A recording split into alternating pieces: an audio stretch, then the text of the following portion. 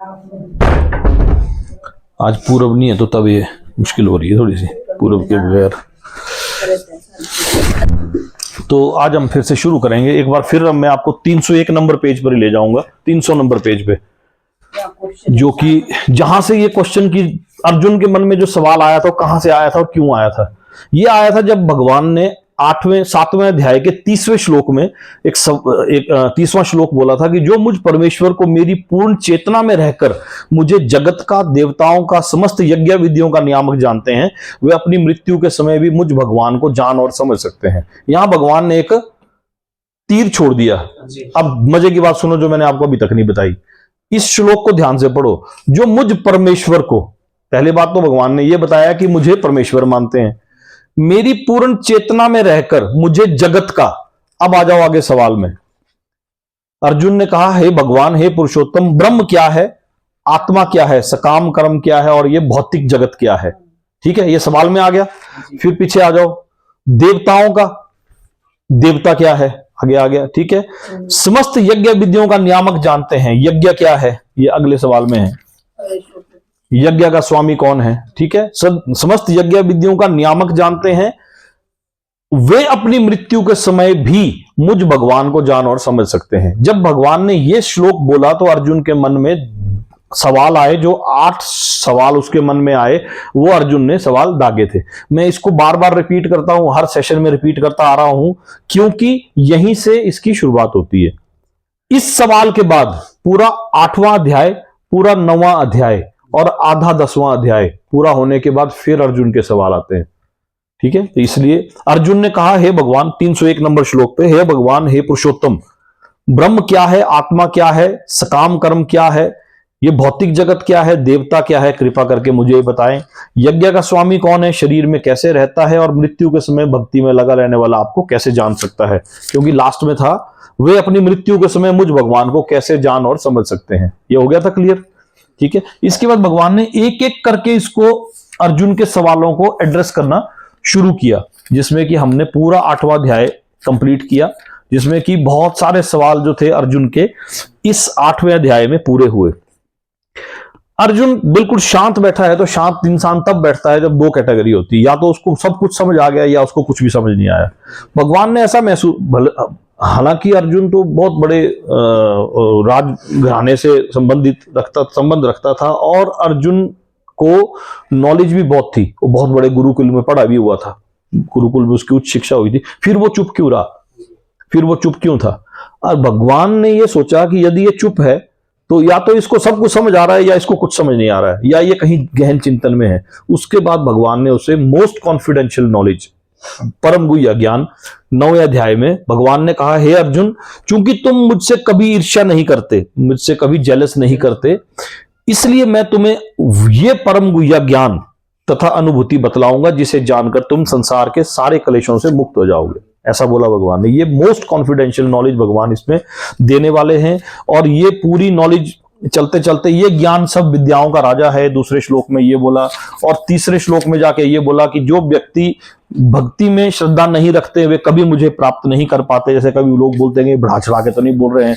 चौथे श्लोक में बोला, ये संपूर्ण जगत मेरे अव्यक्त रूप द्वारा व्यापक है, समस्त जीव मुझ में हैं किंतु मैं उनमें नहीं हूं। लक्ष्मी, ये क्लियर हो गया था सवाल।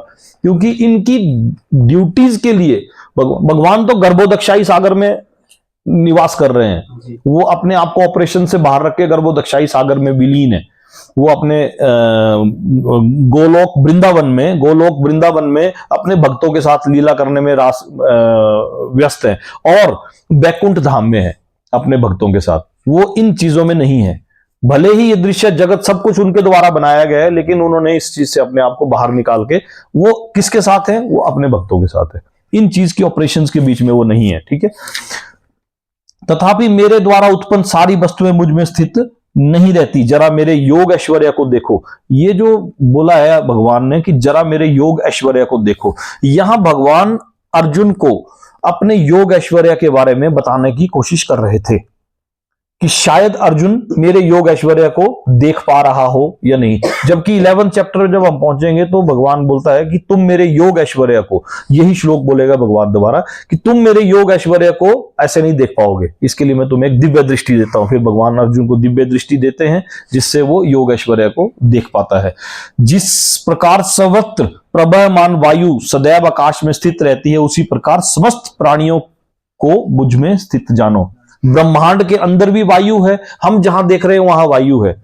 इस कमरे में वायु है, हमें दिख तो नहीं रही लेकिन महसूस कर रहे हैं हम।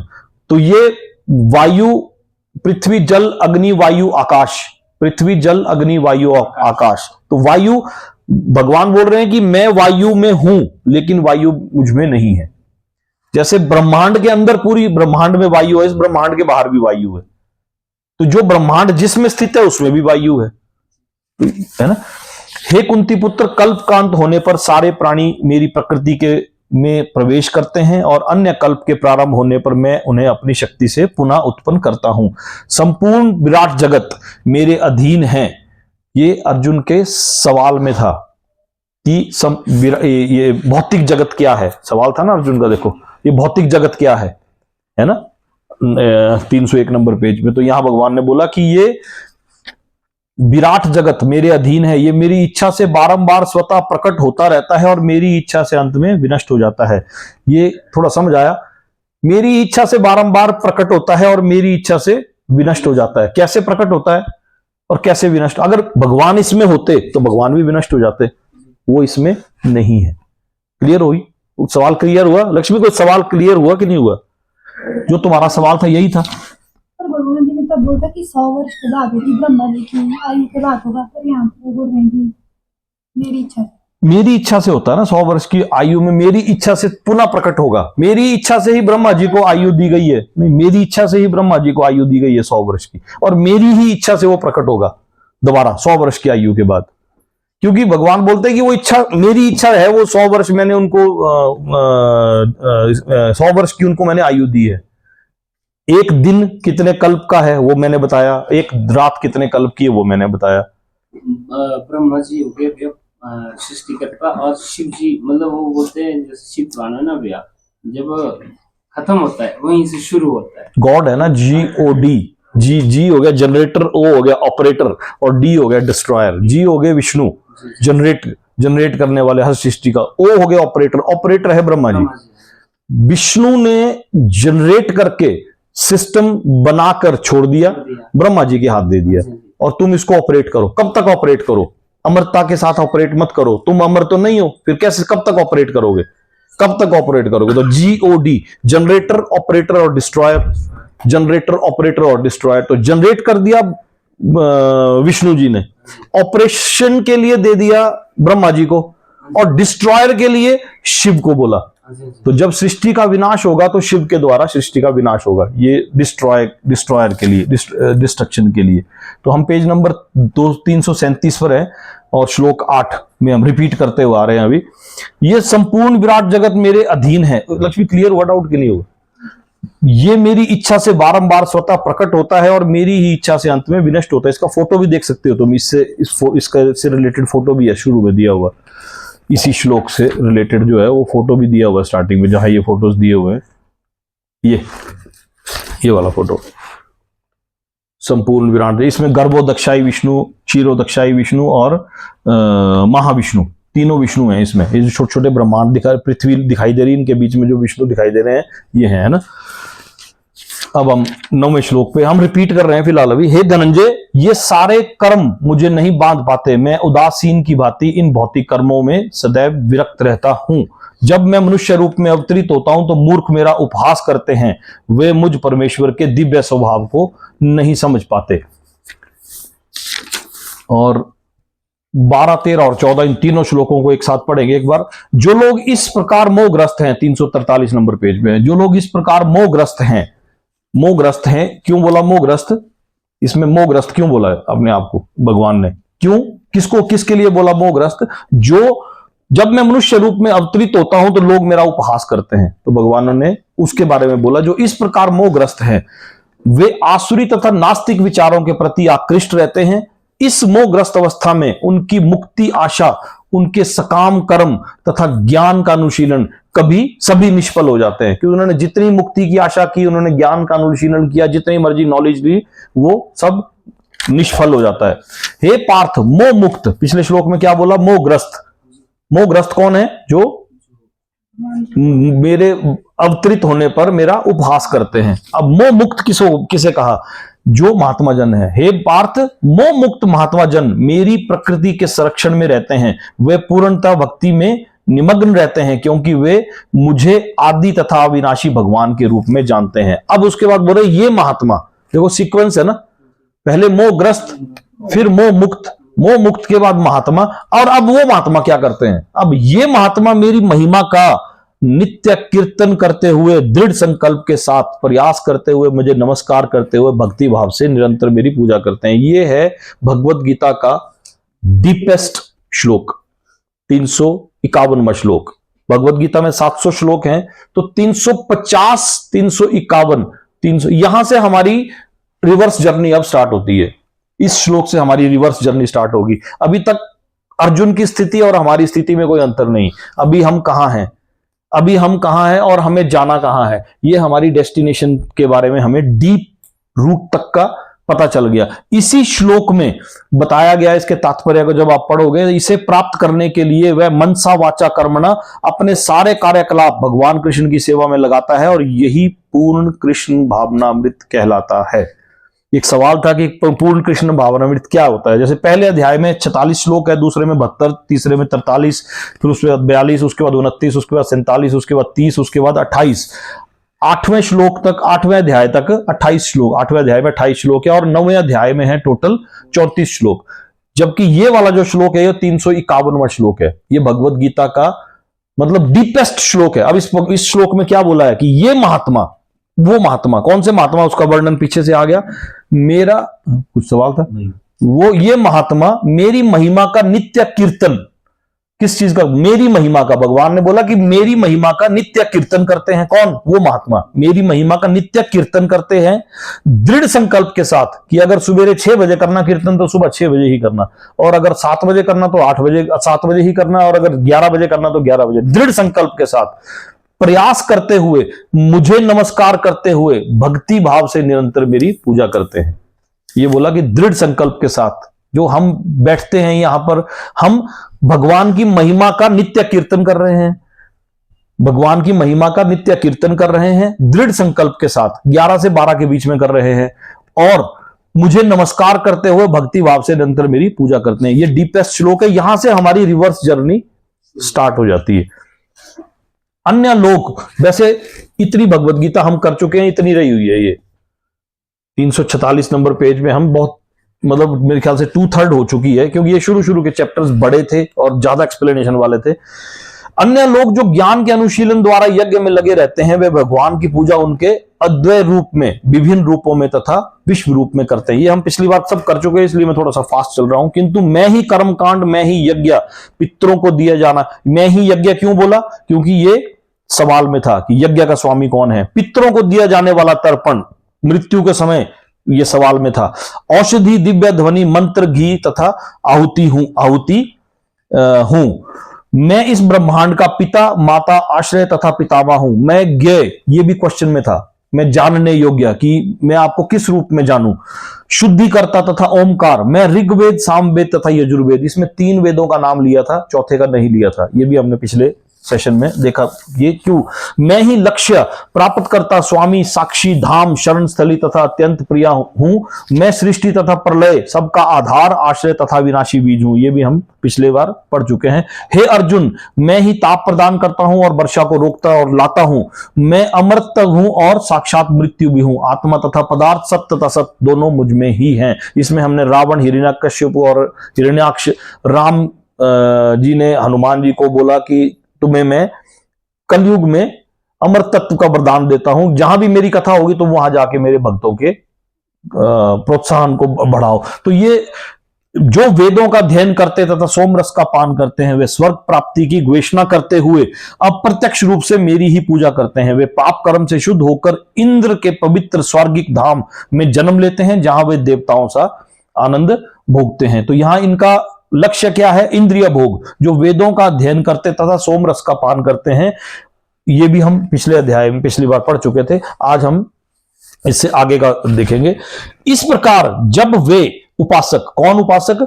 ये पिछले उपासक, ये उपासक विस्तृत स्वर्गिक इंद्रिय सुख को भोग लेते हैं और उनके पुण्य कर्म का फल क्षीण हो जाते हैं, तो वे इस मृत्यु लोक में पुनः लौट आते हैं। इस प्रकार जो तीनों वेदों के सिद्धांतों में दृढ़ रहकर इंद्रिय सुख की गवेषणा करते हैं, उन्हें जन्म मृत्यु का चक्र ही मिल पाता है।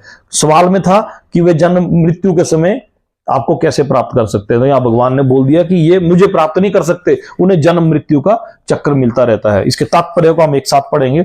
जो स्वर्ग लोक प्राप्त करता है उसे दीर्घ जीवन या विश्व सुख की श्रेष्ठ सुविधाएं प्राप्त होती हैं, तो भी उसे वहां सदा नहीं रहने दिया जाता।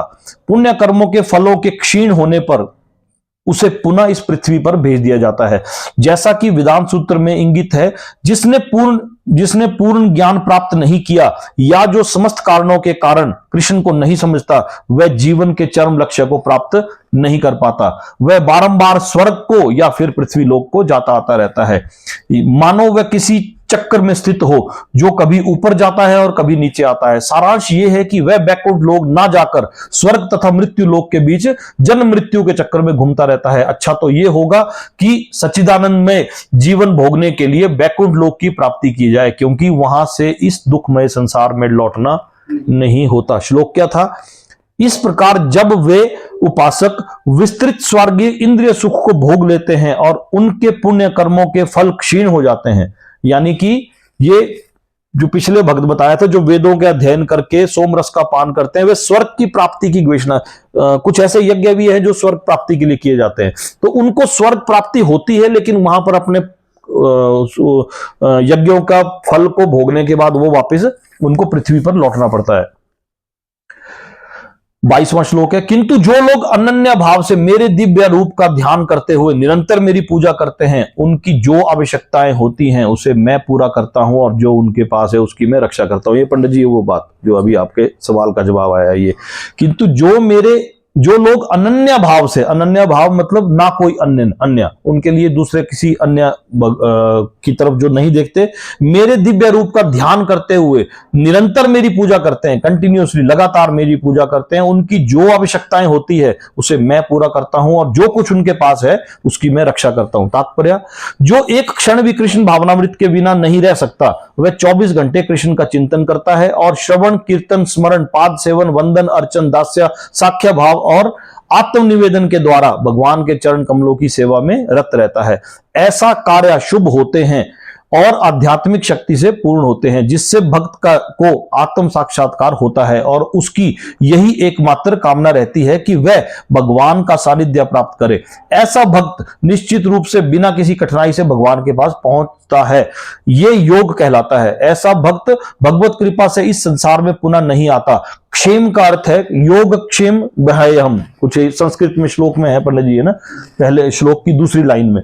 क्षेम का अर्थ है भगवान द्वारा कृपामय संरक्षण। भगवान योग द्वारा पूर्णतया कृष्ण भावनामृत होने में सहायक बनते हैं और जब भक्त पूर्ण कृष्ण भावनामृत हो जाता है तो भगवान उसे दुखमय बद्ध जीव के में फिर से गिरने से उसकी रक्षा करते हैं।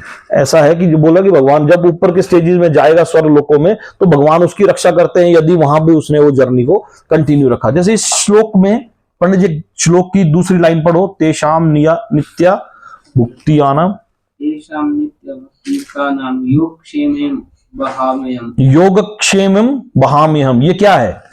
ये LIC लाइफ इंश्योरेंस और कंपनी है, उनकी टैगलाइन है, पता है आपको?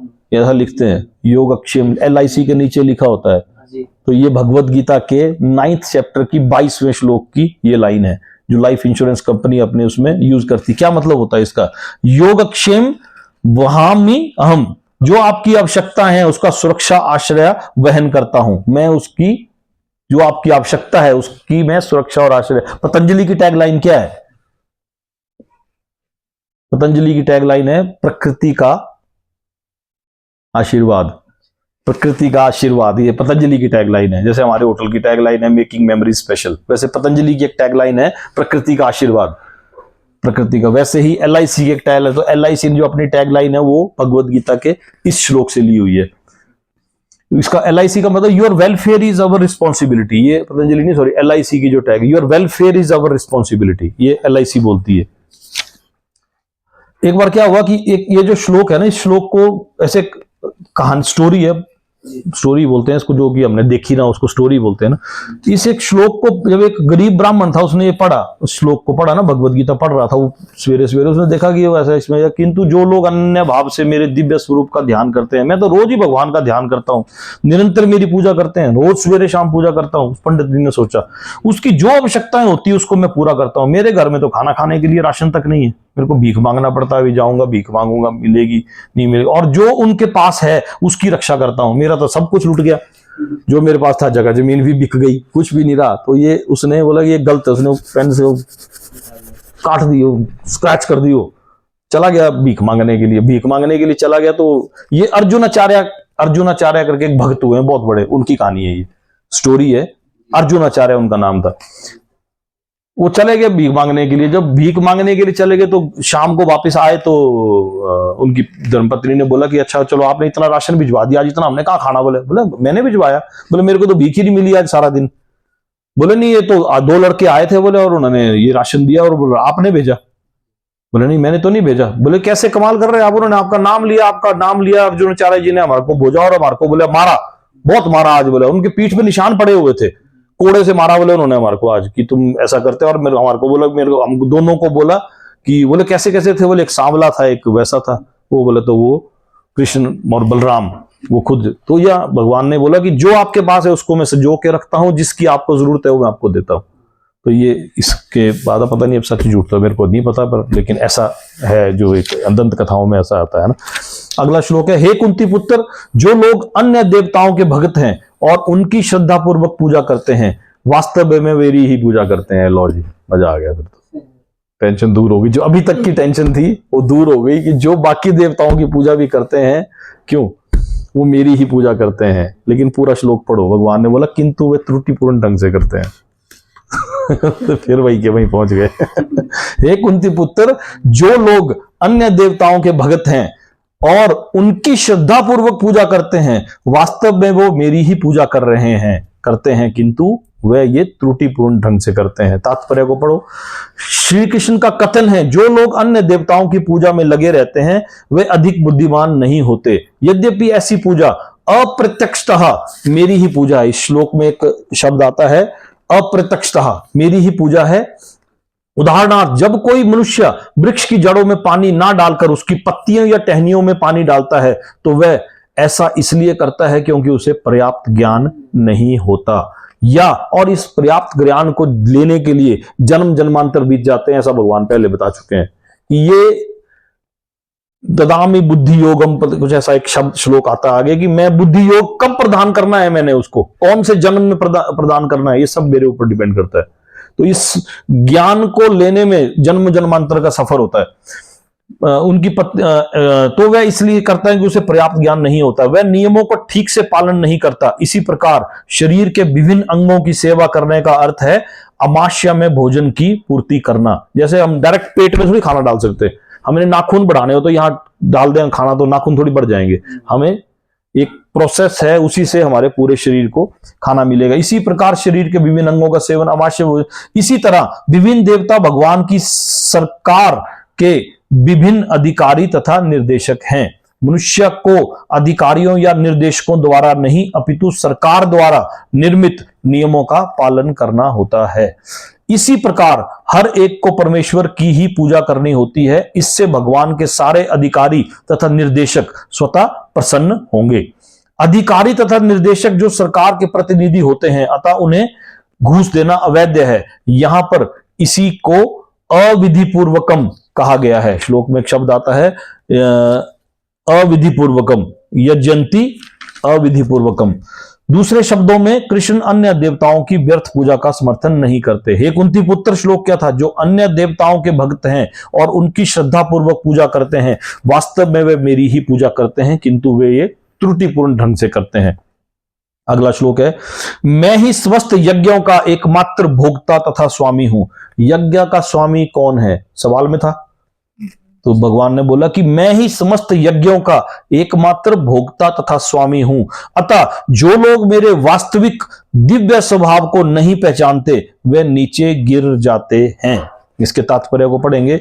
यहां यह स्पष्ट कहा गया है कि वैदिक साहित्य में अनेक प्रकार के यज्ञ अनुष्ठानों का आदेश है। वैदिक साहित्य में है, वैदिक साहित्य मतलब एक वेदों में अनेक प्रकार के यज्ञ अनुष्ठानों का आदेश है कि इस चीज के लिए ये यज्ञ करो, इस चीज के लिए ये यज्ञ, किंतु वस्तुतः वे सब भगवान को ही प्रसन्न करने के लिए निमित्त हैं, भगवान को प्रसन्न करने के लिए बनाए गए हैं। यज्ञ का अर्थ है विष्णु, यज्ञ का अर्थ ही विष्णु है, यानी कि कोई भी यज्ञ है वो विष्णु की प्रसन्नता के लिए ही है।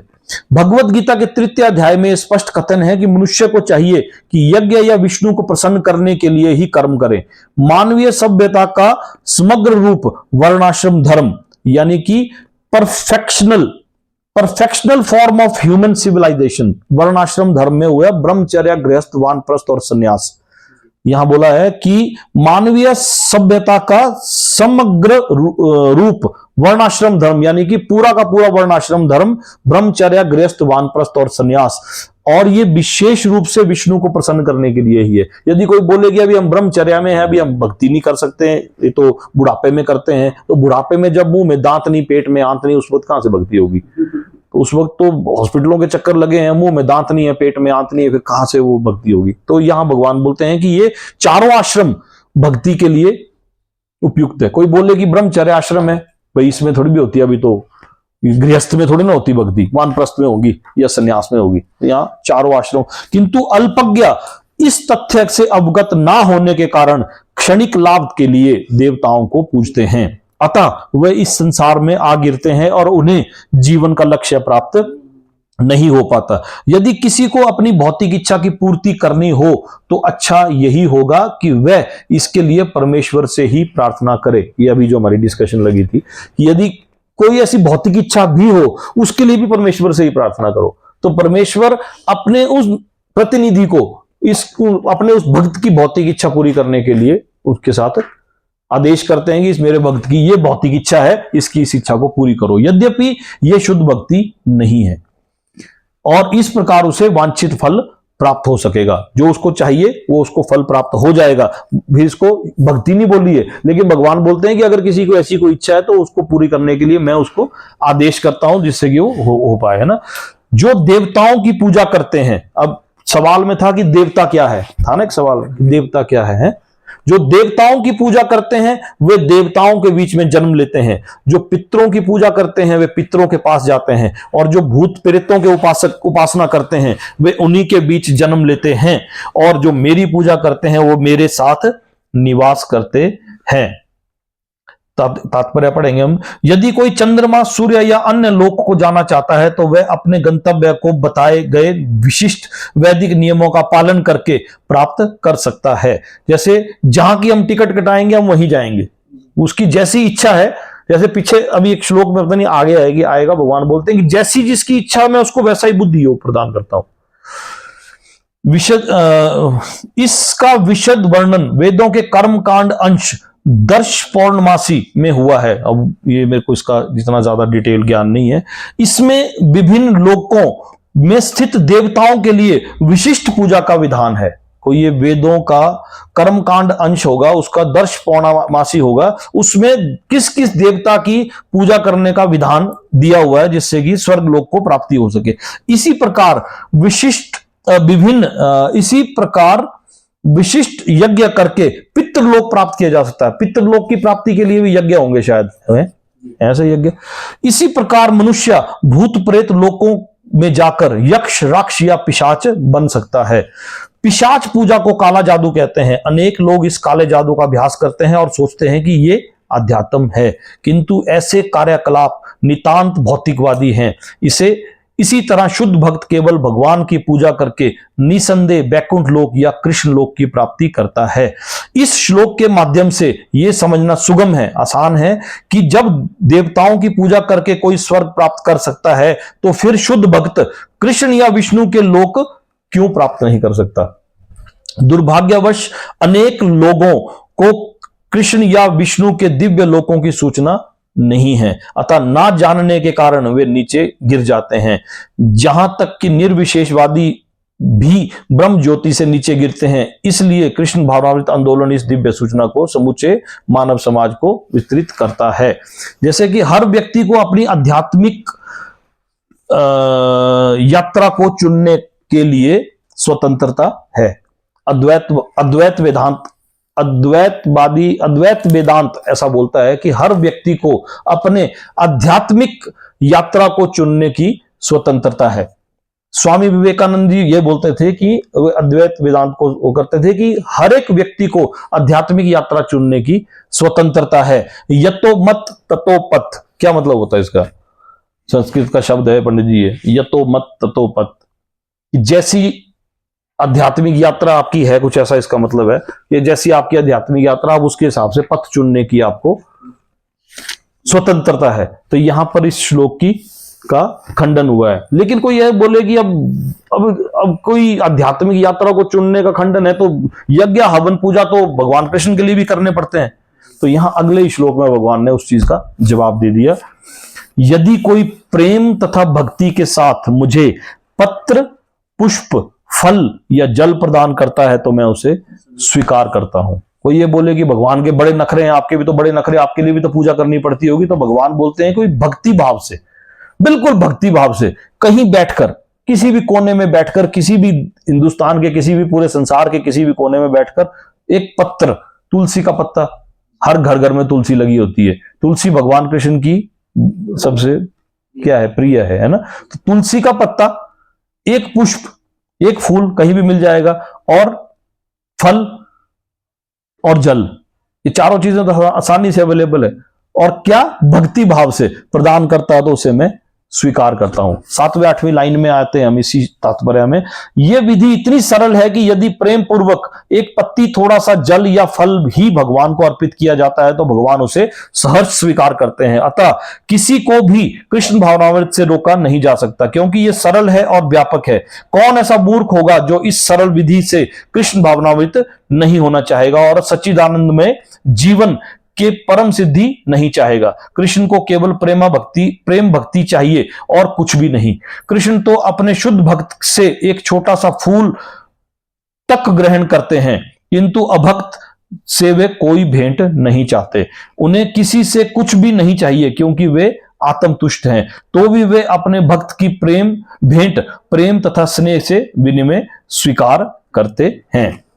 अगले पेज में आएंगे, दूसरे पैरे में तृतीय अध्याय के 13वें श्लोक में कृष्ण बताते हैं कि यज्ञ का उच्छिष्ट ही शुद्ध होता है, यानी कि रिमेन्स ऑफ सैक्रिफाइस, यज्ञ से बचा हुआ ही शुद्ध होता है। अतः जो लोग जीवन में प्रगति करने तथा भवबंधन से मुक्त होने के लिए इच्छुक है, उन्हें इसी को खाना चाहिए। उसी श्लोक में वे ये भी बताते हैं कि जो लोग अपने भोजन को अर्पित नहीं करते वे पाप भक्षण करते हैं। दूसरे शब्दों में उनका प्रत्येक कौर इस संसार की जटिलताओं में उन्हें बांधने वाला है। प्रत्येक कौर, कोई ऐसा भोजन कोई करता है तो वो प्रत्येक निवाला इस संसार की जटिलताओं में बांधने वाला है। अच्छा सरल शाकाहारी भोजन बनाकर उसे भगवान कृष्ण के चित्र या अर्चन विग्रह के समक्ष अर्पित करके तथा नतमस्तक होकर इस तुच्छ भेंट को स्वीकार करने की प्रार्थना करने से मनुष्य अपने जीवन में निरंतर प्रगति कर सकता है। उसका शरीर शुद्ध होता है और मस्तिष्क से श्रेष्ठ तंतु उत्पन्न होते हैं। शुद्ध भोजन करने से मस्तिष्क से श्रेष्ठ तंतु, अच्छे तंतु उत्पन्न होते हैं और उसका शरीर भी शुद्ध होता है, जिससे शुद्ध चिंतन हो पाता है। उसके बाद ही वो शुद्ध चिंतन कर पाएगा। इस सबसे बड़ी बात तो यह है कि यह समर्पण अत्यंत प्रेम पूर्वक करना चाहिए। कृष्ण को किसी तरह के भोजन की आवश्यकता नहीं रहती, क्योंकि उनके पास सब कुछ है। किंतु यदि कोई उन्हें इस प्रकार प्रसन्न करना चाहता है तो वे भेंट को स्वीकार करते हैं। भोजन बनाने, सेवा करने तथा भेंट करने में जो सबसे मुख्य बात रहती है वह है कृष्ण को प्रेमवश कर्म करना। यानी कि यदि हम प्रसाद बना रहे हैं और हम बुरे मन से बना रहे हैं, भारी मन से बना रहे हैं और परेशानी को गिनते कि आज मुझे हलवा बनाना पड़ रहा है, आज मुझे ये, तो वो भगवान बोल रहे हैं कि मेरे लिए वो 36 पकवान 56 भोग किसी काम के नहीं है।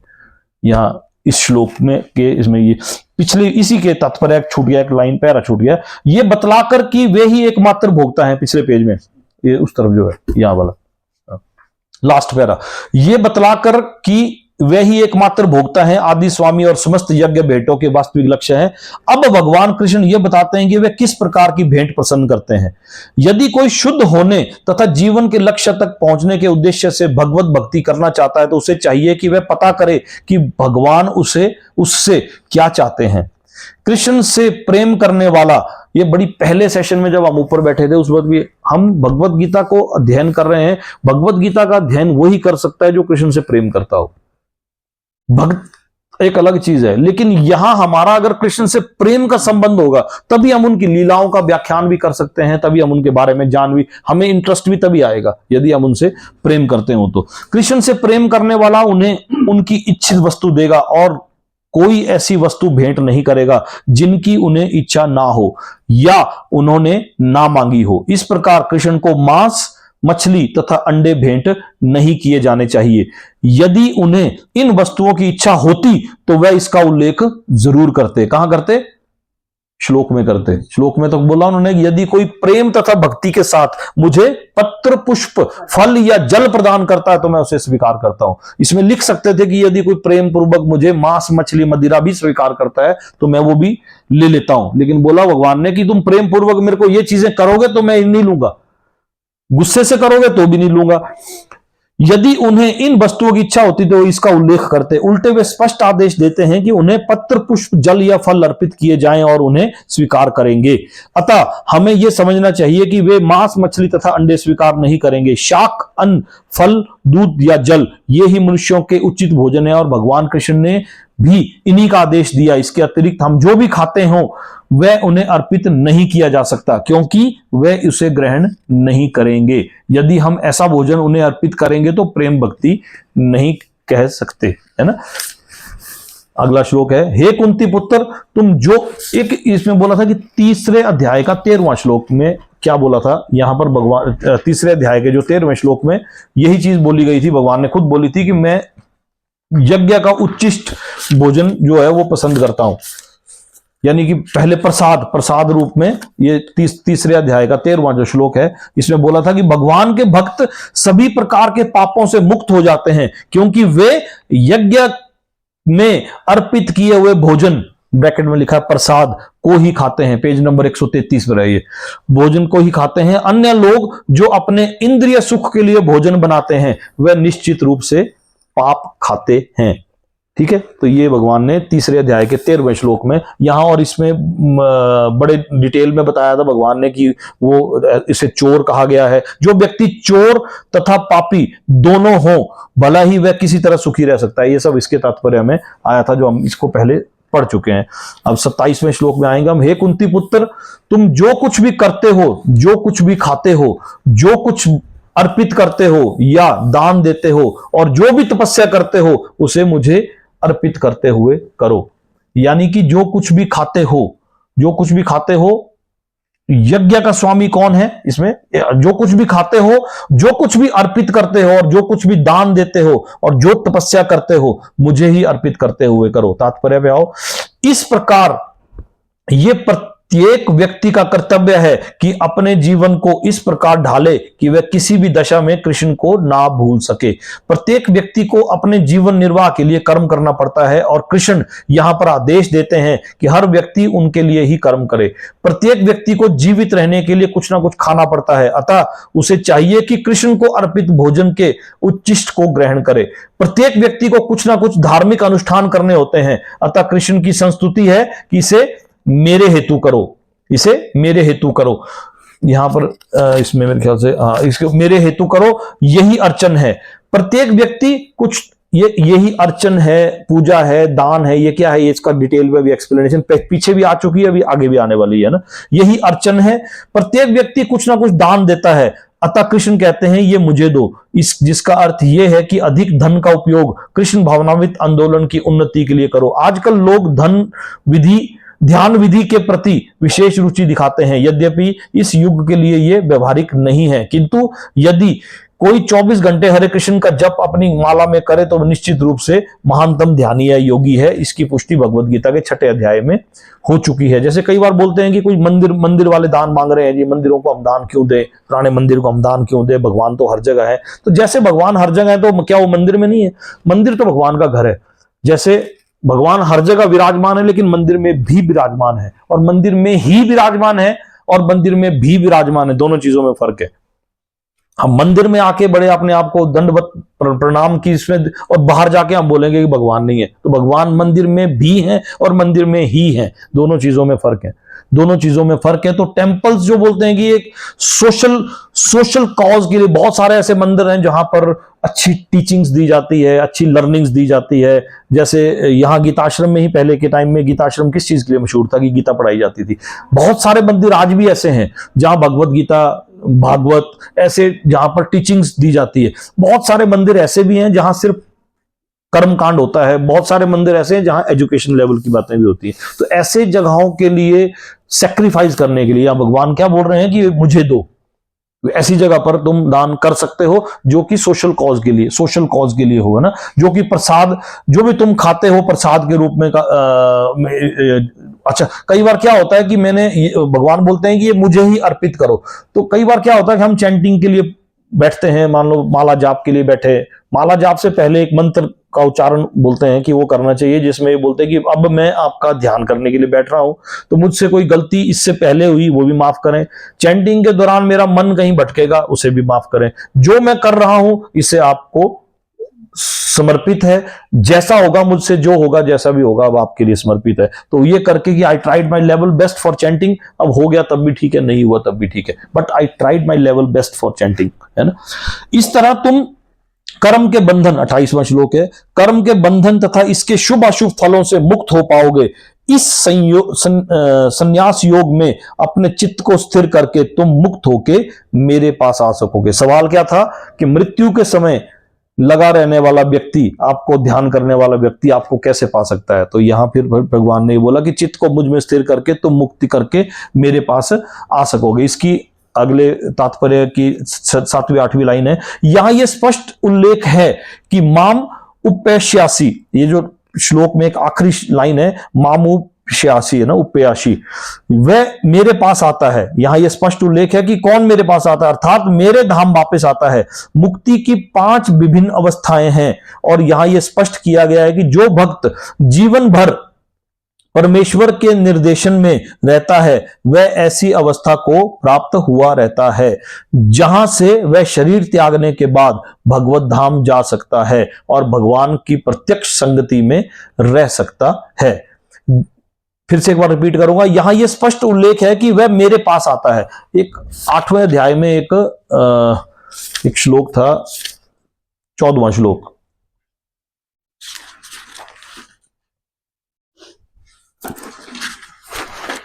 आठवें अध्याय का एक 14वां श्लोक है, उसमें का कुछ मिलती जुलती बात भगवान ने बोली थी। हे अर्जुन, जो अनन्य भाव से निरंतर मेरा स्मरण करता है उसके लिए मैं सुलभ हूं, क्योंकि वह मेरी भक्ति में प्रवृत्त रहता है।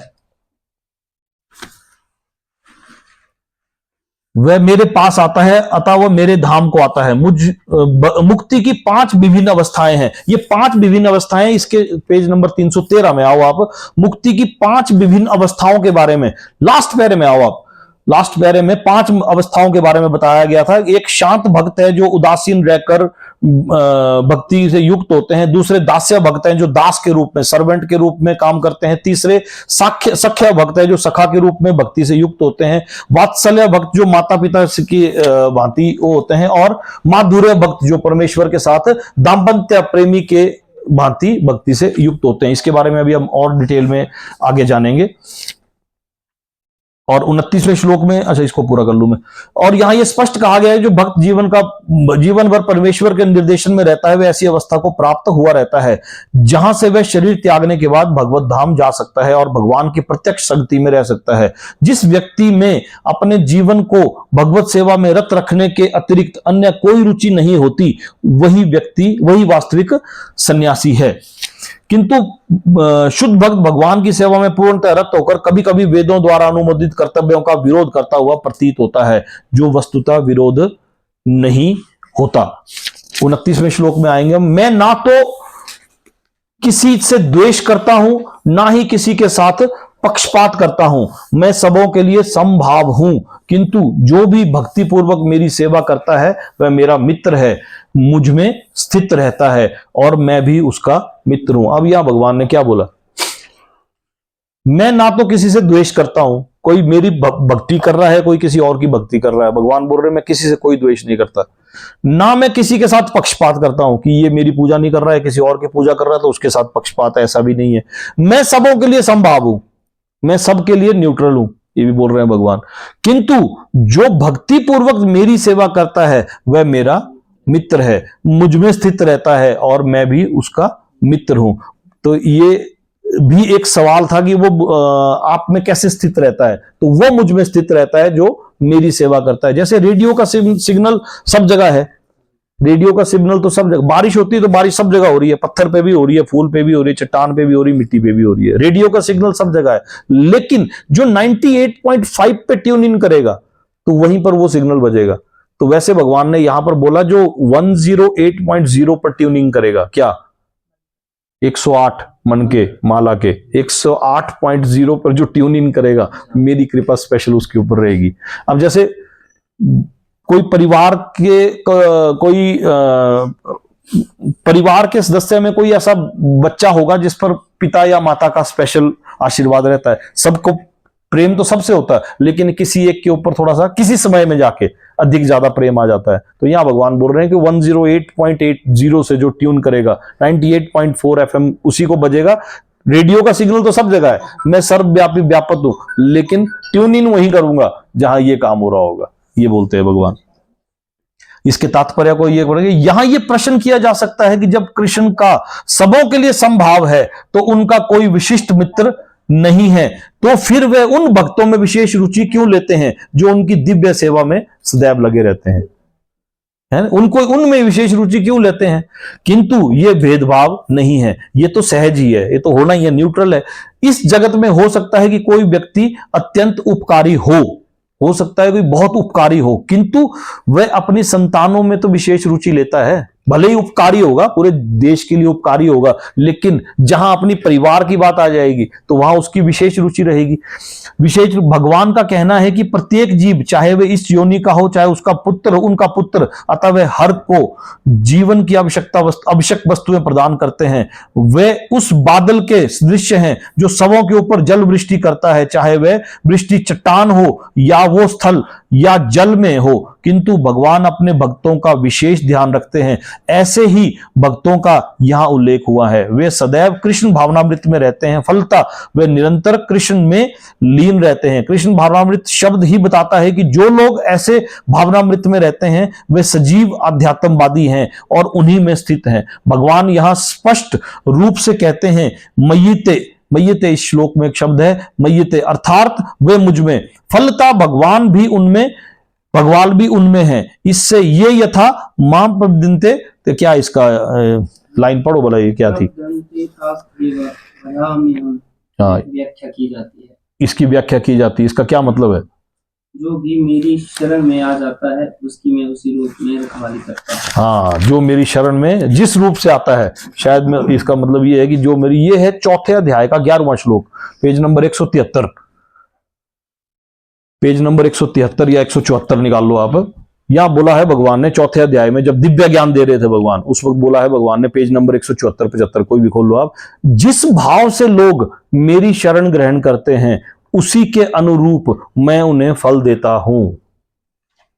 क्या बोल रहे हैं? जिस भाव से सारे लोग मेरी शरण ग्रहण करते हैं उसी के अनुरूप मैं उन्हें फल देता हूं। हे पार्थ, प्रत्येक व्यक्ति सभी प्रकार से मेरे पथ का ही अनुगमन करता है, सभी प्रकार से मेरे ही पथ का अनुगमन करता है। ये 4थे अध्याय के 11वें श्लोक में ये शब्द, ये जो लाइन है माम, ये श्लोक है, ये श्लोक की लाइन है, ये इसको श्लोक को पढ़ेंगे आप तो ये था माम प्रपयन्ते तान तथा एव भजामि, है ना, कुछ ऐसा है यहाँ।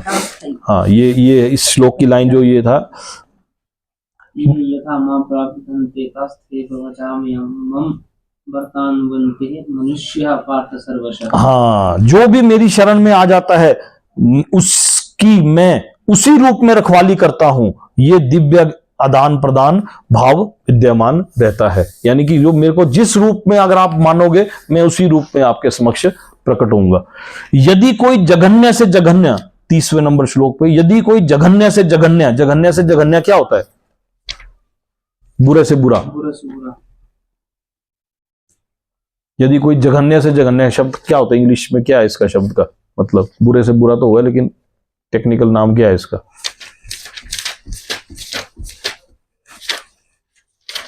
यदि कोई, even if one commits the most abominable action, बुरे से बुरा, यदि कोई जघन्य से जघन्य एब्डोमिनल एक्शन भी कर्म करता है, किंतु यदि वह भक्ति में रत रहता है तो उसे साधु मानना चाहिए। लो जी, ये भी ठीक हो गया ये भी ठीक हो गया क्योंकि वह अपने संकल्प में अडिग रहता है। किसको मानना चाहिए? क्योंकि उसको जो अपने संकल्प में अडिग है।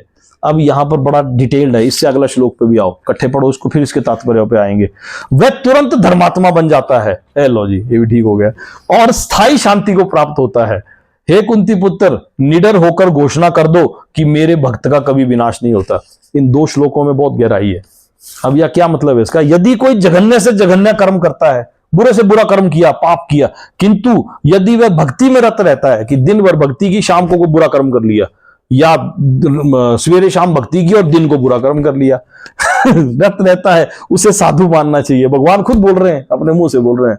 यदि कोई जघन्य से जघन्य कर्म करता है, किंतु यदि वह भक्ति में रत रहता है तो उसे साधु मानना चाहिए, क्योंकि वह अपने संकल्प में अडिग रहता है। क्योंकि भगवान ने बोला था डीपेस्ट श्लोक में, निरंतर भाव से मेरा स्मरण करता है। जो स्मरण करता रहेगा, भक्ति में रत रहेगा और जघन्य कर्म भी करेगा, तो भगवान बोलते हैं कि वो मेरा भक्त है। अब तात्पर्य पे आओ।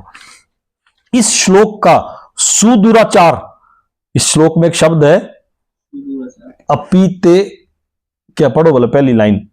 कौन सी? अब इसी श्लोक की संस्कृत की पहली लाइन, चेत सुदुराचार, 30वें श्लोक की, अपि चेत सुदुराचार सुदुराचारी भजते मामदन्य भाग।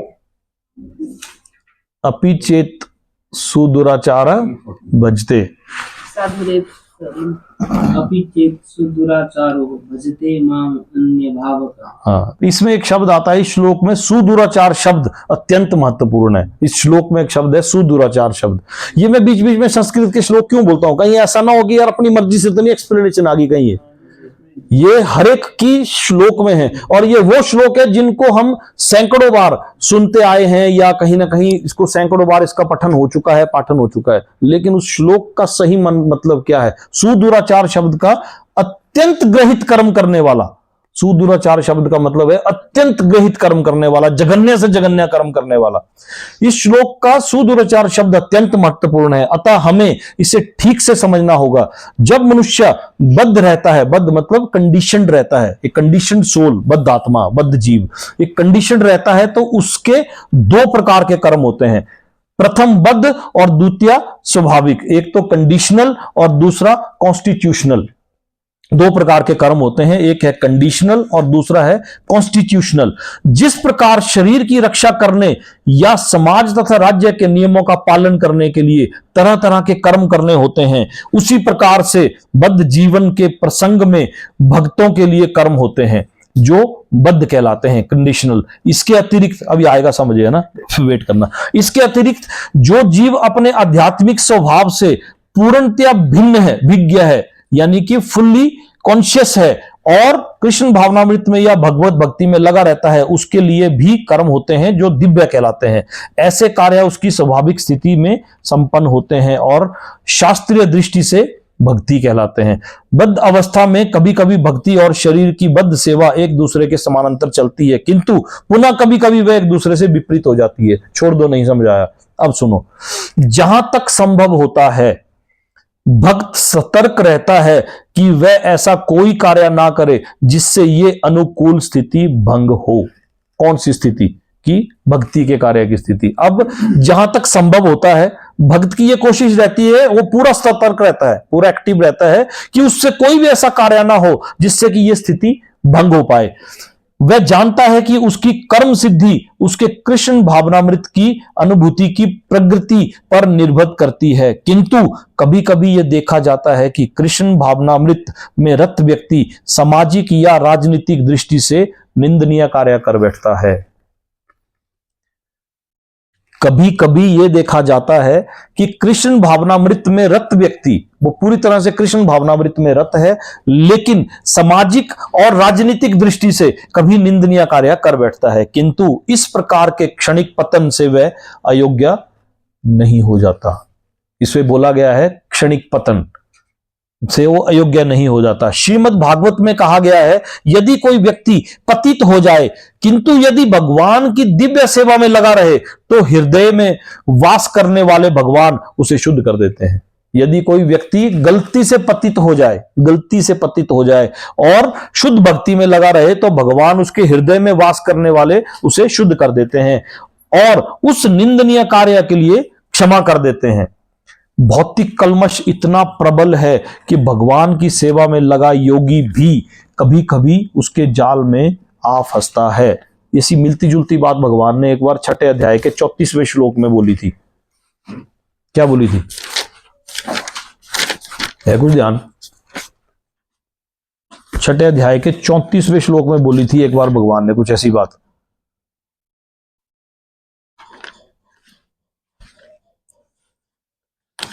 छठे अध्याय के 34वें श्लोक में यह बोली थी कि हे कृष्ण, अर्जुन ने बोला था, चूंकि मन इतना अस्थिर उच्चकल हठीला, पेज नंबर है 251, हठीला तथा अत्यंत बलवान है, अतः मुझे इसे वश में करना वायु को वश में करने से भी अधिक कठिन है। मन इतना बलवान तथा दुराग्रही है कि कभी कभी बुद्धि का भी उल्लंघन कर देता है। यहां पर क्या बोला इसमें कि भौतिक कल्मश इतना प्रबल है।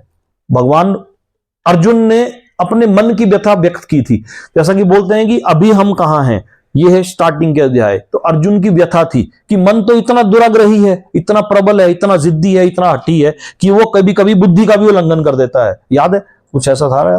भौतिक कल्मश इतना प्रबल है कि भगवान की सेवा में लगा रहने वाला योगी भी कभी कभी उसके जाल में फंसता है। अब तात्पर्य क्या था पिछले का? 251 नंबर पे, मन इतना बलवान तथा दुराग्रही है, ये अर्जुन बोल रहा है।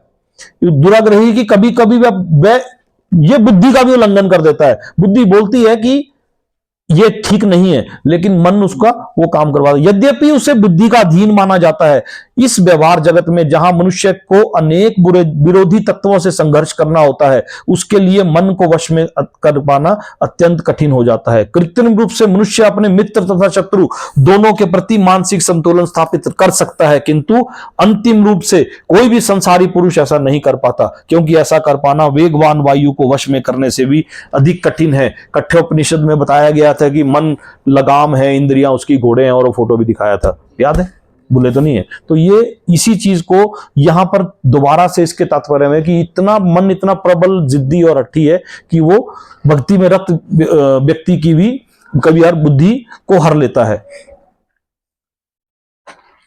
लेकिन कृष्ण भावनामृत इतना शक्तिशाली होता है कि इस प्रकार के आकस्मिक पतन तुरंत रुक जाता है। इसलिए भक्ति योग सदैव सफल होता है। किसी भक्त के आदर्श पथ से अकस्मात गुमराह होने पर हंसना नहीं चाहिए, क्योंकि जैसा कि अगले श्लोकों में बताया गया है, जो ही भक्त कृष्ण भावनामृत में पूर्णतया स्थित हो जाता है, ऐसे आकस्मिक पतन कुछ समय के पश्चात रुक जाते हैं।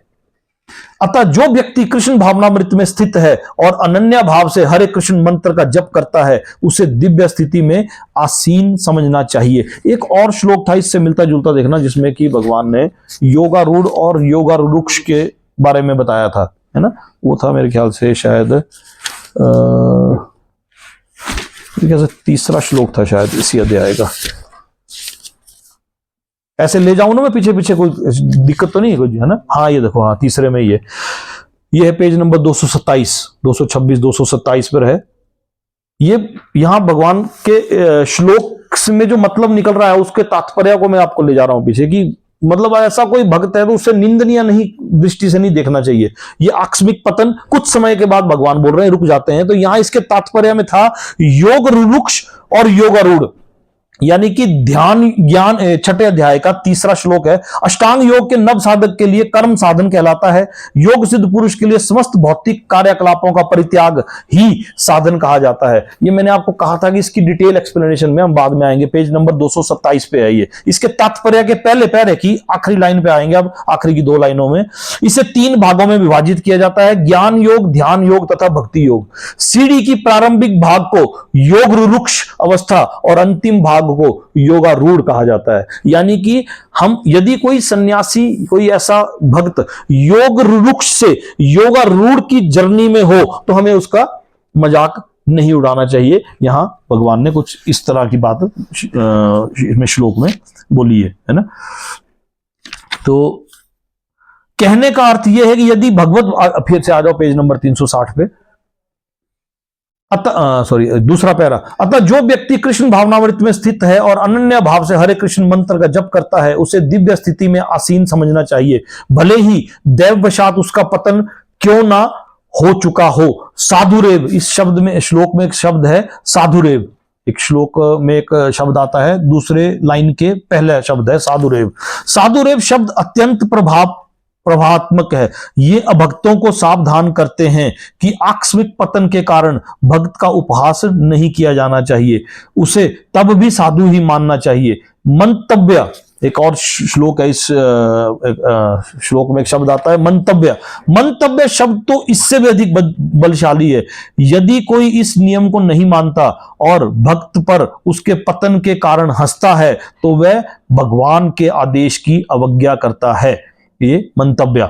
भक्त की एकमात्र योग्यता यह है कि वह अविचल तथा अनन्य भाव से भक्ति में तत्पर रहे। कहने का अर्थ यह है कि यदि भगवत भक्ति में तत्पर व्यक्ति कभी घृणित कार्य करता पाया जाए तो इन कार्यों को उन धब्बों की तरह मान लेना चाहिए जिस प्रकार चांद में खरगोश के धब्बे हैं।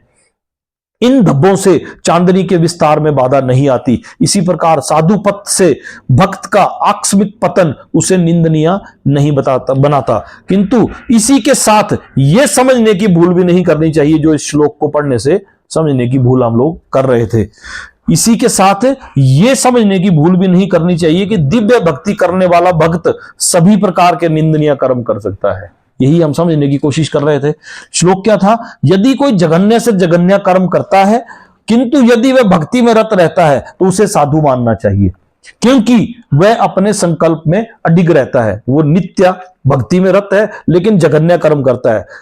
किंतु इसी के साथ यह समझने की भूल भी नहीं करनी चाहिए कि दिव्य भक्ति करने वाला भक्त सभी प्रकार के निंदनीय कर्म कर सकता है। इस श्लोक में केवल इसका उल्लेख है कि भौतिक संबंधों की प्रबलता के कारण, बोला है ना कि ये इतना प्रबल तथा वेगवान है कि उस विवेकी पुरुष की इंद्रियों को भी हर लेता है। तो यहां बोला गया है इस श्लोक में केवल इसका उल्लेख है कि भौतिक संबंधों की प्रबलता के कारण, कि ये इतना, जैसे एक श्लोक में था पीछे कि माया के साथ, ये ऐसा है जैसे माया के साथ विरुद्ध जंग। एक श्लोक के तात्पर्य में था, ये एक 6ठे अध्याय के तात्पर्य में, कि भक्ति एक ऐसी है कि माया के विरुद्ध जंग करना। भक्ति तो एक प्रकार की माया के विरुद्ध युद्ध की घोषणा है। जब तक मनुष्य माया से लड़ने के लिए पर्याप्त बलशाली नहीं होता तब तक आप आकस्मिक पतन होते रहते हैं, किंतु बलवान होने से ऐसे पतन नहीं होते। जैसा कि पहले कहा जा चुका है कि मनुष्य को इस श्लोक का दुरुपयोग करते हुए अशोभनीय कर्म नहीं करना चाहिए और यह नहीं सोचना चाहिए कि इतने पर भी वह भक्त बना रह सकता है। यदि वह भक्ति के द्वारा अपना चरित्र नहीं सुधार लेता तो उसे उच्च कोटि का भक्त नहीं मानना चाहिए। एक 6ठे अध्याय का जो 3रा श्लोक है इसमें ही था, एक बार इसी में था ये, मेरे ख्याल से ये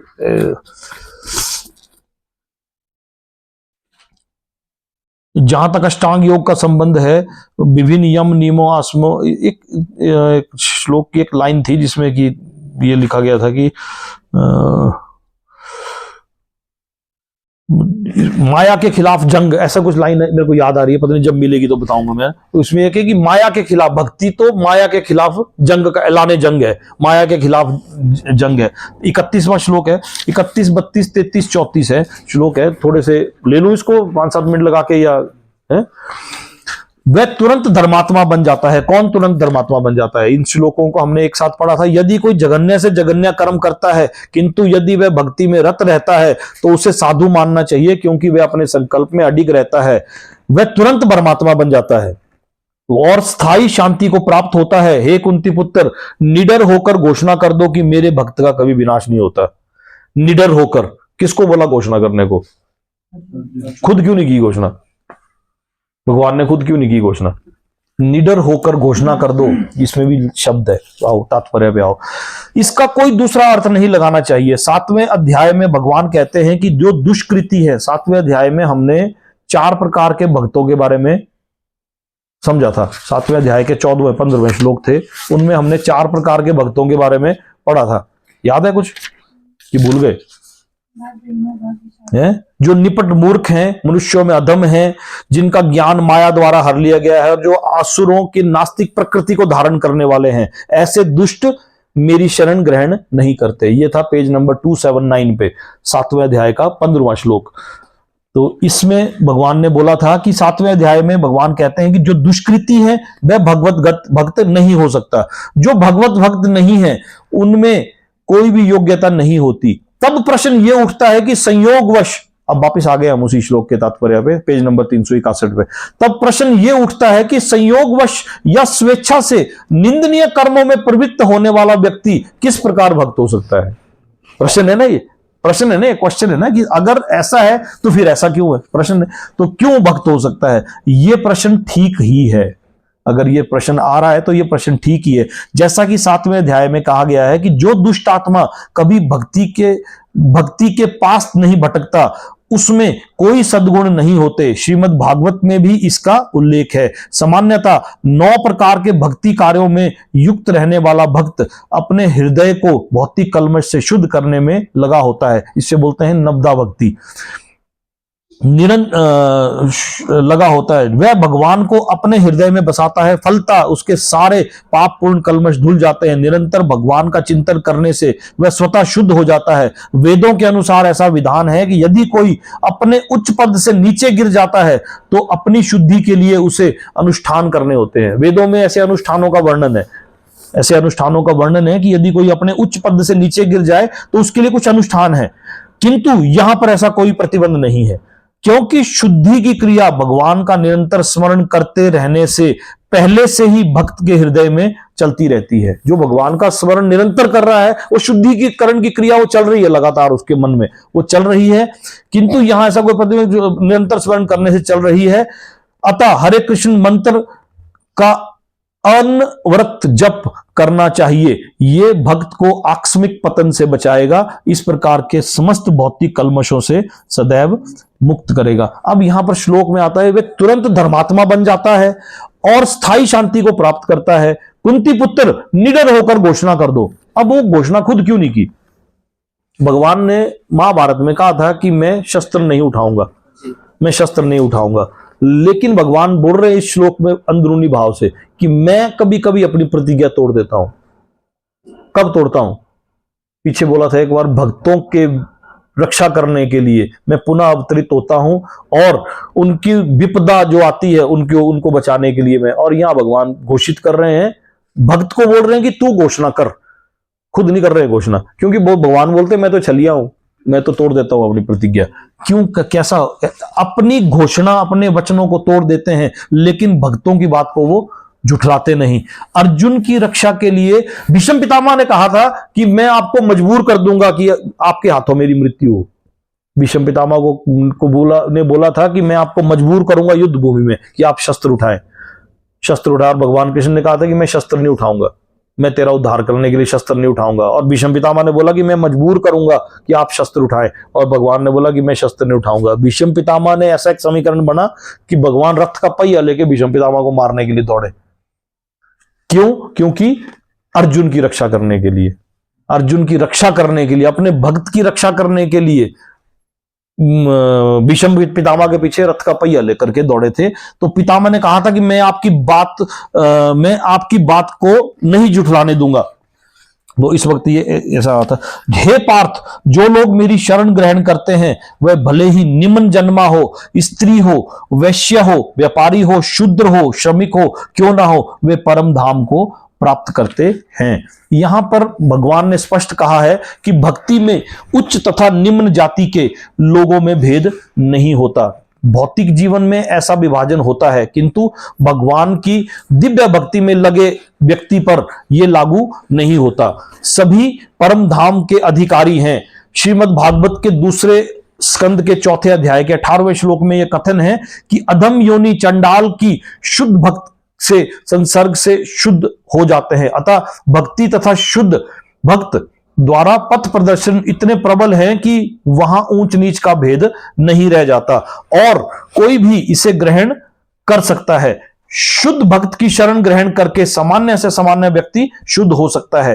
प्रकृति में विभिन्न गुणों के अनुसार मनुष्य को सात्विक यानी कि ब्राह्मण, रजोगुणी क्षत्रिय और तामसी वैश्य तथा शूद्र कहा जाता है।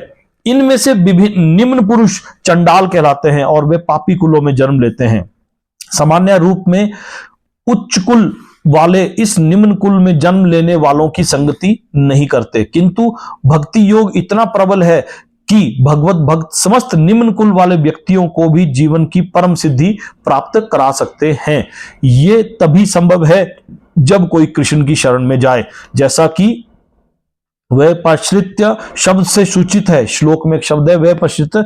मनुष्य को पूर्णतया कृष्ण की शरण ग्रहण करनी चाहिए, तब वह बड़े से बड़े ज्ञानी तथा योगी से भी महान बन सकता है। एक इसी के से रिलेटेड एक श्लोक है 4 अध्याय का, जिसमें कि बोला था भगवान ने, 13वां श्लोक है मेरे ख्याल। प्रकृति के तीनों गुणों और उनसे संबंध कर्म के अनुसार मेरे द्वारा मानव समाज के 4 विभाग रचे गए हैं। यद्यपि मैं इस व्यवस्था का सृष्टा हूं, किंतु तुम ये जान लो कि इतने पर भी मैं अव्यय अकर्ता हूं। ये पेज नंबर 176 पे था, जिसमें प्रकृति के तीनों गुणों द्वारा उनके संबंधित कर्म के अनुसार मेरे द्वारा मानव समाज के 4 विभाग रचे गए हैं। हाँ, चतुर्वर्ण्यम मया शिष्टम गुणा कर्मा विभागेशा। ये कुछ एक श्लोक बड़े पॉपुलर हैं भगवत गीता के, गुणा कर्मा विभागेशा। तो ये है 4 अध्याय का 13वां श्लोक, जिसमें बोला कि मेरे द्वारा ये 4 वर्ण रचे गए हैं, लेकिन मैं गुण और कर्म के आधार पर, जैसे कोई अगर क्षत्रिय है और अगर वो ब्राह्मण वाला कर्म कर रहा है तो उसे ब्राह्मण का दर्ज दिया जाए, और अगर यदि कोई ब्राह्मण है और वो अगर वो शूद्रों वाला कार्य कर रहा है तो वो एक शूद्र के समान ही उसे माना जाए। 33वां श्लोक है, फिर धर्मात्मा ब्राह्मणों भक्तों तथा राज, अच्छा इसका ये तात्पर्य के बाद फिर आ जाओ श्लोक पे। हे पार्थ, जो लोग मेरी शरण ग्रहण करते हैं वे भले ही निम्न जन्मा स्त्री, वैश्य तथा शूद्र ही क्यों ना हो, वे परम धाम को प्राप्त करते हैं। जैसे जात पात जो है यहाँ पर मैटर नहीं करती, भक्ति में जात पात मैटर नहीं करती।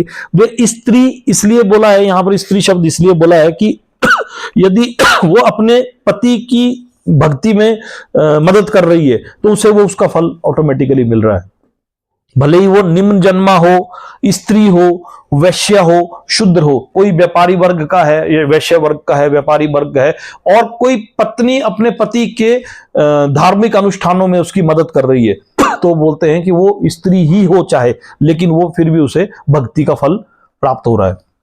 फिर धर्मात्मा ब्राह्मणों भक्तों या राज ऋषियों के लिए तो कहना ही क्या। क्यों? क्योंकि जो मेरी शरण ग्रहण करते हुए भले ही निम्न जन्मा, वैश्य, व्यापारी, शूद्र और क्षमिक क्यों न हो, वे परम धाम को प्राप्त करेंगे। ये लोग तो कर लेंगे प्राप्त। जब ये कर सकते हैं तो ब्राह्मणों, भक्तों तथा राज ऋषियों के लिए तो कहना ही क्या। अतः इस क्षणिक दुखमय संसार में आ जाने पर मेरी प्रेमा भक्ति में अपने आप को लगाओ। अनित्यम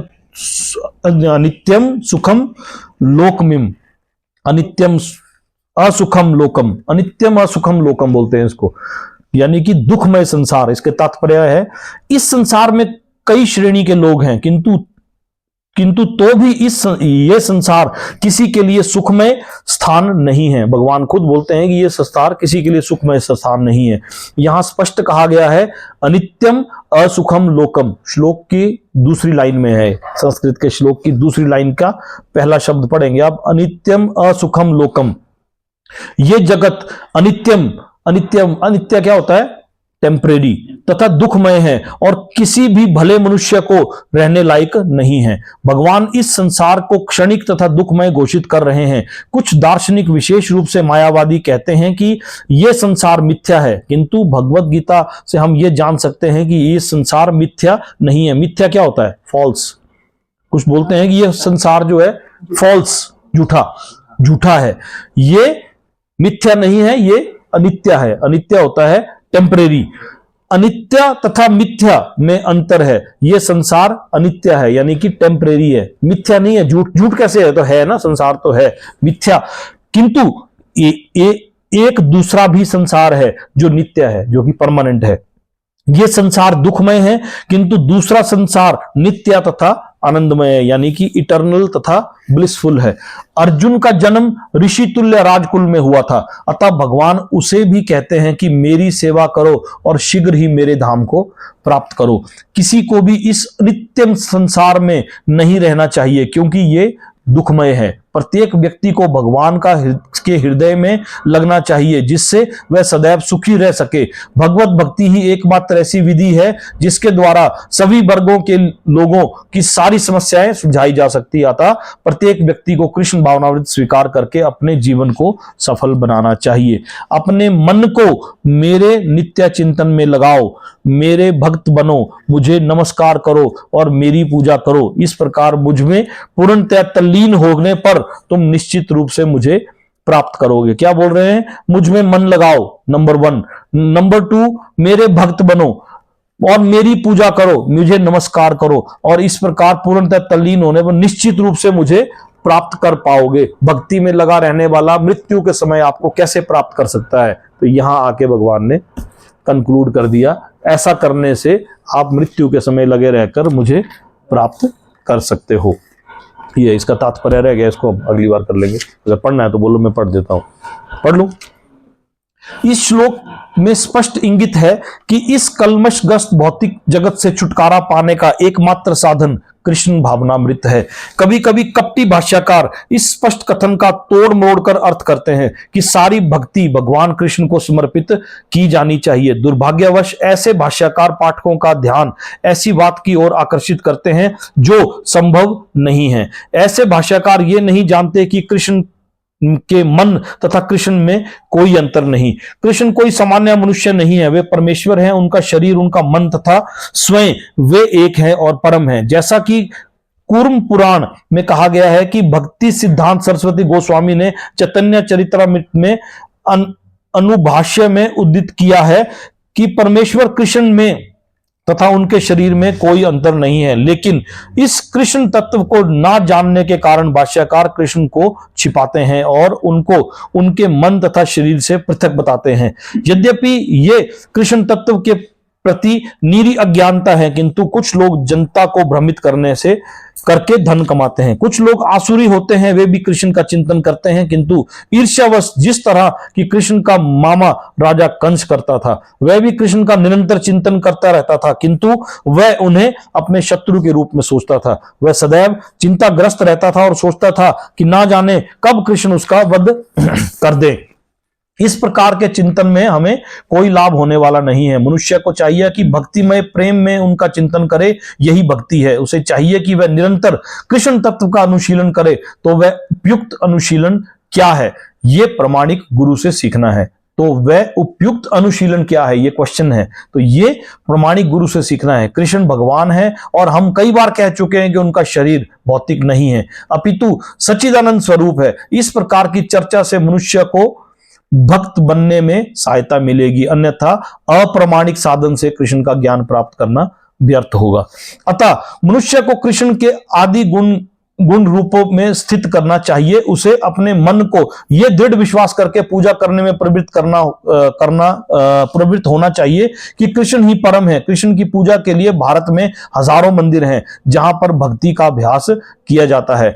जब ऐसा अभ्यास हो रहा हो तो मनुष्य को चाहिए कि कृष्ण को नमस्कार करे, उसके अर्चना विग्रह में समक्ष नतमस्तक होकर मनसा वाचा कर्मणा का मतलब होता है his mind, his body and his activities. मन, वाच कर्म, his mind, his body and his activities, मनसा वाचा कर्म ना हर प्रकार से प्रवृत्त होना चाहिए। इससे वह कृष्ण भाव में पूर्णतः तल्लीन हो सकेगा, इससे वह कृष्ण लोक को जा सकेगा। उसे चाहिए कि कपटी भाष्यकारों के बहकावे में ना आए, उसे श्रवण कीर्तन तथा नवदा भक्ति में प्रवृत्त होना चाहिए। शुद्ध भक्त मानव समाज की चरम उपलब्धि है। भगवत गीता के 7वें तथा 8वें अध्यायों में भगवान की ऐसी शुद्ध भक्ति की व्याख्या की गई है जो कल्पना, योग तथा सकाम कर्म से मुक्त है। जो पूर्णतः शुद्ध नहीं हो पाते वे भगवान की विभिन्न स्वरूपों द्वारा तथा निर्विशेष ब्रह्म ज्योति के अंतर्यामी परमात्मा द्वारा आकृष्ट होते हैं, किंतु शुद्ध भक्त तो परमेश्वर की साक्षात सेवा करता है। जो पूर्णतया शुद्ध भक्त नहीं हो पाते वे भगवान के विभिन्न स्वरूपों द्वारा तथा निर्विशेषवादी ब्रह्म ज्योति तथा कुछ लोग ब्रह्म ज्योति की पूजा करते हैं तथा अंतर्यामी परमात्मा द्वारा आकृष्ट होते हैं, किंतु शुद्ध भक्त तो परमेश्वर की साक्षात सेवा करता है। कृष्ण संबंधी ये उत्तम पद में कहा गया है कि जो व्यक्ति देवताओं की पूजा में रत है वे सर्वाधिक अज्ञानी हैं, उन्हें कभी भी कृष्ण का चरम वरदान प्राप्त नहीं हो सकता। हो सकता है कि प्रारंभ में कोई भक्त अपने स्तर से नीचे गिर जाए तो भी उसे अन्य सारे दार्शनिकों तथा योगियों से श्रेष्ठ मानना चाहिए। जो व्यक्ति निरंतर कृष्ण भक्ति में लगा रहता है उसे पूर्ण साधु पुरुष समझना चाहिए। क्रमशः उसके आकस्मिक भक्ति विहीन कार्य कम होते जाएंगे और उसे शीघ्र ही पूर्ण सिद्धि प्राप्त होगी। वास्तव में शुद्ध भक्त के पतन का कभी कोई अवसर नहीं आता, क्योंकि भगवान स्वयं ही अपने शुद्ध भक्तों की रक्षा करते हैं। अतः बुद्धिमान मनुष्य को चाहिए कि वह सीधे कृष्ण भावनामृत पथ को ग्रहण करे और संसार के सुखपूर्वक जीवन बिताए। अंतोगत्वा वह कृष्ण रूपी परम पुरस्कार प्राप्त करेगा। इसमें नवदा भक्ति का वर्णन हुआ है। नवदा भक्ति में क्या आता है? श्रवण, पहली है श्रवण, दूसरी आती है कीर्तन, तीसरा आता है स्मरण, चौथा आता है पाद सेवन, पांचवा आता है अर्चन, छठा आता है वंदन, फिर सातवां है दास्या, आठवां है साख्या और नौवां है आत्म निवेदन। इसमें श्रवण तो हो गया भगवान के लीलाओं का श्रवण जो हम कर रहे हैं, ये नवदा भक्ति की पहली स्टेज है। कीर्तन जो उनके नाम और लीला और गुणों का कीर्तन करना, यह दूसरी स्टेज। तीसरा है स्मरण कि भगवान कृष्ण को हमेशा याद करना। पाद सेवन मतलब उनके चरणों की सेवा करना, उनके चरणों की सेवा करना। अर्चन उनके मूर्ति या स्वरूप की का ध्यान करना। वंदन बार बार नमस्कार, हियरिंग, चैंटिंग, जैसे बोला गया कि बार बार मुझे नमस्कार करो, मेरी चैंटिंग करो, भक्ति करो। और दास्या, दास्या जैसे वो पीछे 4 भक्तों के बारे में बताया गया था कि दास्या है स्वयं को दास की भांति, सेवक की तरह प्रस्तुत करना। साख्या अपने सखा मानना, अपना दोस्त मानना। और आत्म निवेदन अपनी आत्मा और अस्तित्व को भगवान को सरेंडर करना। तो ये आत्म निवेदन, ये आज हमारा परम गुह्य ज्ञान पूरा हुआ। इसके बाद 10वें अध्याय का में बोलते हैं भगवान, एक ही श्लोक बोलूंगा, हे महाबाहु अर्जुन और आगे सुनो, अभी बंद नहीं किया, और आगे सुनो, क्योंकि तुम मेरे प्रिय सखा हो। पीछे भी बोला था कि तुम मुझसे ईर्ष्या नहीं करते, क्योंकि तुम मुझे प्रिय सखा हो। अब मैं तुम्हारे लाभ के लिए ऐसा ज्ञान प्रदान करूंगा जो अभी तक मेरे द्वारे बताए गए ज्ञान से श्रेष्ठ होगा। अब तुम्हारे लाभ के लिए ऐसा ज्ञान प्रदान करूंगा। ये जैसा कि मैंने कहा था कि ये वो जर्नी है, हम डीप डाइव कर गए, डेस्टिनेशन का पता चल गया। अब हमारे से रिलेटेड जो हमें चीजें चाहिए उसी के बारे में अब पूरा वर्णन आता है और आगे आएगा। ये तभी मैंने बोला था, मैंने मैसेज में भी लिखा था आप सभी को कि कोशिश करो कि इसको मिस मत करो। यहां तक पहुंचने के बाद इसको मिस करना बहुत बड़ी नासमझी होगी हमारे लिए, बहुत बड़ी नासमझी। तो कोशिश करो कि हम इसमें